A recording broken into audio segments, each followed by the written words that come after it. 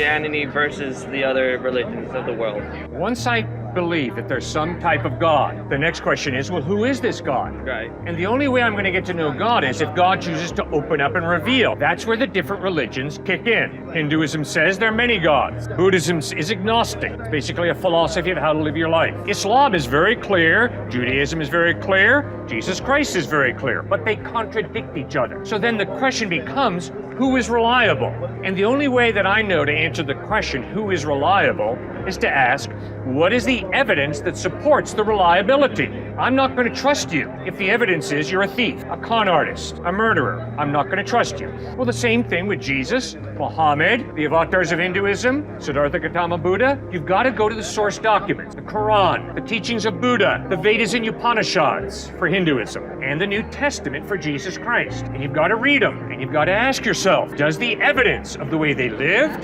taught, died, does that evidence point to them being reliable? Which means the reason that I put my faith in Jesus Christ is because the evidence of the way he treated people, the evidence of what he taught, like do unto others as you would have them do unto you, the evidence of the way he died, nailed to a wooden crossbeam. Instead of cursing his enemies, he prayed, Father, forgive them, for they know not what they do. But most importantly, the evidence that 3 days after he died, he rose from the dead. That evidence points to him being reliable. Now, is there some evidence that Buddha is reliable? Yes. Is there some evidence that Muhammad is reliable? Yes.